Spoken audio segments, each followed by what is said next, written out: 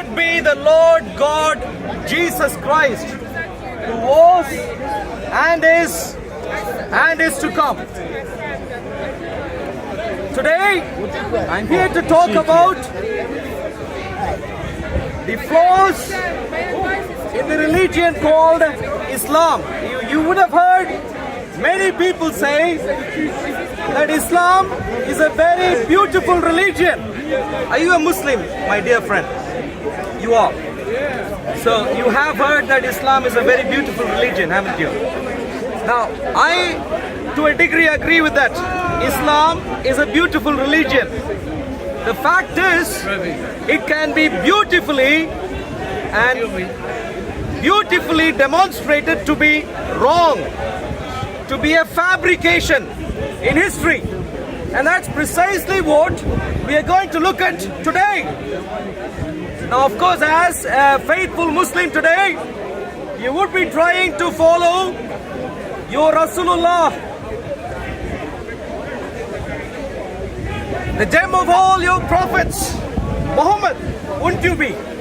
Are you a Muslim, sir? Who is a faithful Muslim here? Any faithful Muslims? Young man, are you a faithful Muslim? You are. Please come over here. Have you come here with friends? Okay, but please come here. So you are a faithful Muslim. What's your name? Saeed. Where are you from? From Bangladesh. Okay. So Saeed, our friend here from Bangladesh, says that he is a faithful Muslim. And according to Islam, of course, who is the most important person, Saeed, to you? Muhammad, like he rightly says, is the most important person. Do you not agree, my dear Muslim friend? So Muhammad is the most important person. And if you ask any Muslim, of course, they would simply agree with this, wouldn't they? Muhammad is the most important person. But what if I told you that for the first 50 years, or first 70 years, as a matter of fact, going up to 70, what you would call post-Hijrah. You know Hijrah? What is Hijrah? The migration from Mecca to Medina, yeah, which is a significant event in the life of Muhammad, as you would consider, wouldn't you? Now, what if I told you for the first 70 years after Hijrah, no one in Arabia cared about Muhammad? What would you say? After Hijrah, for about 70 years, no one cared about Muhammad in Saudi Arabia, in his own homeland. What would you say? It wasn't Saudi Arabia. There was no Saudi Arabia. Yeah, wasn't Saudi Arabia at that time. I'm talking about the land today. You're talking about Yathrib. No, I'm talking about the wider land area of what is today known as Saudi Arabia. In Najd, they wait 70 years. For after 70 his death, years. After his death. No, 70 years after Hijrah. 70 years after Hijrah, there was the Umayyads and the Rashid, Khilafat al-Rashida, the Rashidun Caliphate was already established. That's very good. So what does our Muslim friend say, Saeed? That Muhammad was known and respected within that 70-year time frame. Did you hear what he just said? Yeah. So Saeed is led to believe that during that 70 years and later, of course, the Rashidun Caliphate was in place, and Muhammad was a well-revered person. That's what Saeed is led to believe. Have you explored the veracity of this belief, Saeed? Have you studied any particular archaeological or other evidence to find out if this is true, Saeed? Have you studied? Yeah, What have you studied? the majority referencing early Arabian tradition. In fact, the thing with the Arabs, right? They did not even have from historical report. There is no documentation of an Arab language before the year 500. Right? So the Arabic language in itself is very weakly documented. The Arab history is. You need to focus right now. One second. Sure. So the Arab history that we have of Prophet Muhammad alayhi salatu salam, yeah, the only source is, what is it? Hadith. No, no, no, no, no, no, no, no. This is the brainwashing that has been going on for hundreds of years. Saeed, please bear with me. Please bear with me. What I'd like to do is actually walk you through some very interesting research material, research findings which came out only a couple of years ago. Can you see that? 2019. And this is a study on early Muslim identity through epigraphy and theory. What is epigraphy? These are writings on different surfaces. Okay, epi is on top, graphy is writing. Okay, writings on different surfaces. There has been a detailed study done on writings. So you have been led to believe that the hadiths are the main source of information about Muhammad in the first century after Hijrah. That's what you have been led to believe. But what I am going to show right now to you is, interestingly, no, that's not true. As a matter of fact, the hadiths don't come from the first century, they come from much later on.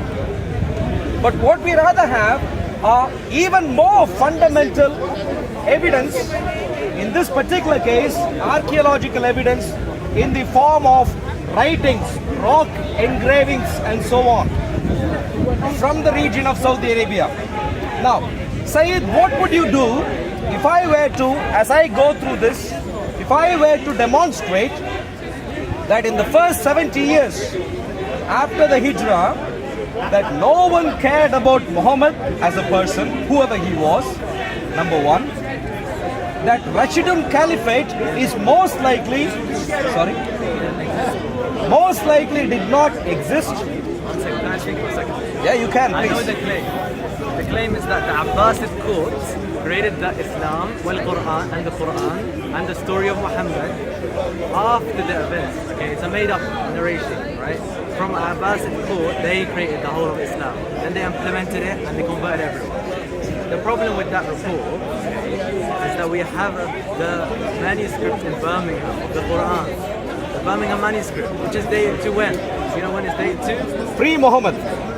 Not pre-Muhammad. Of course pre-Muhammad. The initial claim. Isn't the manuscript of Birmingham dated to pre-Muhammad? No, okay, because first, when they do carbon dating, do you know what carbon dating is? I know what carbon dating Tell me is. how they do it. No. But you We are have going to do to, no. Said, we are going to stick to what I have here today. No, why? Otherwise, we would be jumping from one point to another to another to another. Sure, yeah. What I'd like to do is to stay focused. Okay, but in order for me to counter your evidence, I have to bring my evidence. Absolutely, you Like, can. yeah. But can I please focus on this particular thing for some time now? Because then we will get a bit of clarity and then we can move on and add more clarity to our discussion. Yeah. So, bear in mind the conclusions I am going to bring to you are, in 70 years after Hijrah, a person called Muhammad was of no interest to Muslims or to whoever appeared like Muslims in Saudi Arabia, in the native land of Islam. Point number one. Point number two, Rashidun Caliphate, most likely from what we find here, most likely did not exist. And that's simply because the very idea of a caliph, what does the word caliph mean? Exactly, the very idea, caliph, the word caliph means successor to Muhammad. This is the idea, caliph. Yeah, you've heard the name caliph, yeah? What we're going to talk about is, through the writings here, we are going to find out that people didn't even care about Muhammad, and therefore neither did they care about a succession to Muhammad. Those two are completely alien things to them as far as evidence goes. That's what we are going to find out. So, let's read. So I am going to this particular study. Please document this if you wanted to. We're talking about a study of 100 rock engravings. We're going to go through around 100 of them, but of course, as time permits. What I'm going to say is, in the period of 20 AH to 70 AH, we find just about 15 engravings, 13 to be accurate. So let's please read a few of them. Saeed, please come here and help me out.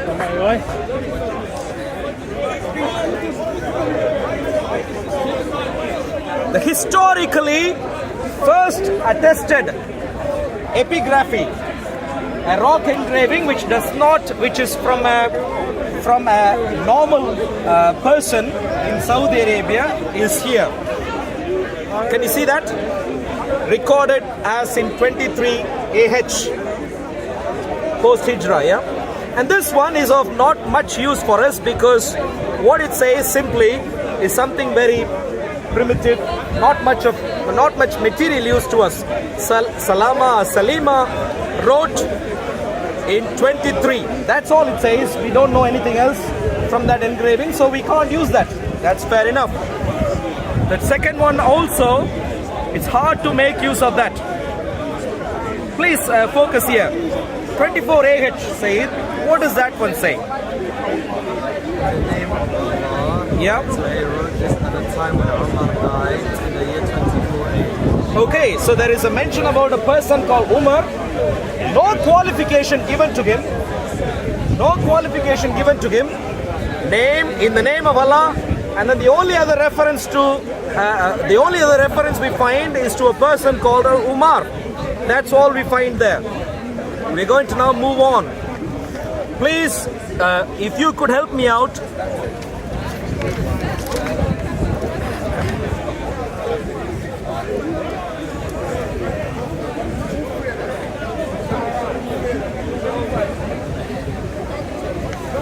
So, what other writing do we find? Can you please read this, Sayyid? Which one? This one is in 46. Here. اللهم اغفر لعبد الله بن ديران. Oh God, forgive Abdullah ibn Duyram. It was written, he wrote in Muharram Dukhul.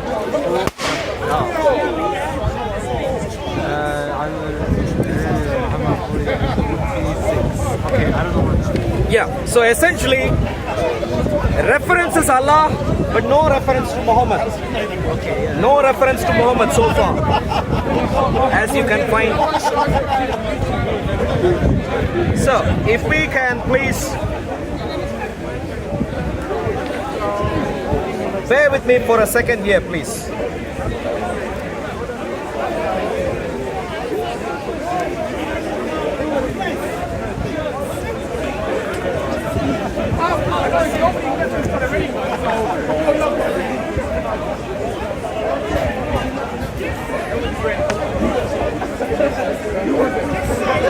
Please read this. What do we find here? Say it. In the name of God, the merciful, the compassionate, the great, Mr. Abdul Rahman ibn Khair al-Hajri. Okay. We ask forgiveness for him when he recited. Oh God, forgive him. Yeah, okay. Oh God, forgive him and let him with your mercy and also him. Ask forgiveness for him when his inscription is recited and say Amen, Amen. Any reference to Muhammad so far? No. I mean, it's just how long I'm not wrong. But is there any reference to Muhammad so far? Okay, let's read this. Let's read this. This is very important. 58 after Hijrah in Saudi Arabia, Al-Taif, near Al-Taif, we find this. If you can please help me out, Sayyid.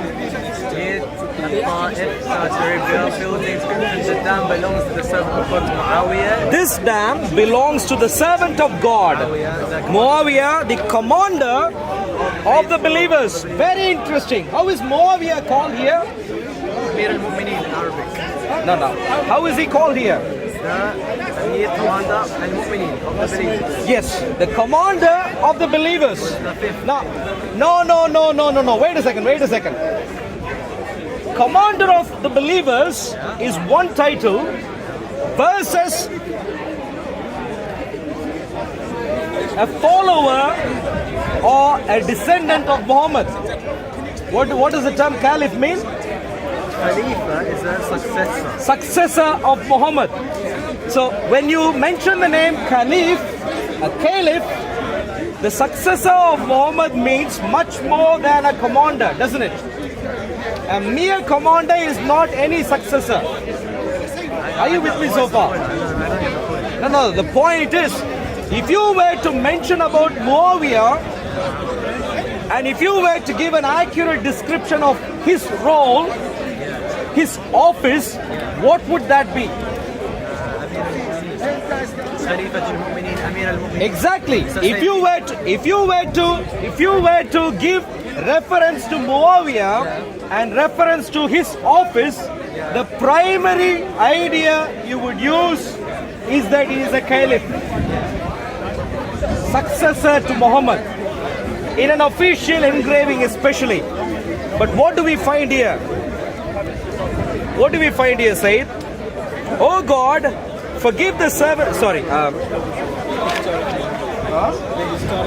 This dam belongs to the servant of God, Muawiyah. And what is the qualification given in an official documentation? Are you trying to say Muawiyah was not the caliph? Now, what I am saying is, in an official document, in an official engraving, if you were to describe Muawiyah, what would that be according to Islam today? Well, there's a difference of opinion, because I take the opinion, right, that Ali, Ali was the caliph after Uthman, and after Ali it was Al-Hassan, and then it was Muawiyah. So Muawiyah was not the caliph until Al-Hassan passed away. But whoever was the caliph was the commander of the army also in Islam. But the thing is, there was a fight between Ali and Muawiyah. I know, but I'm not talking about the fitna. I'm not talking about the civil war that happened. I am not talking about Shia Sunni divisions and so on at the moment.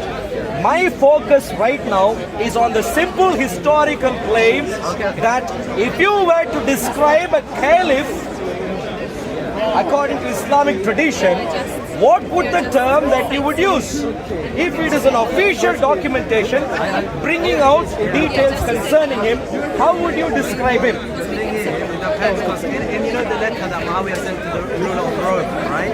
He said, "Min Amir al-Mu'minin ila Qaisar Rum." He said, he called himself the commander of the faithful. Exactly, that is precisely my point.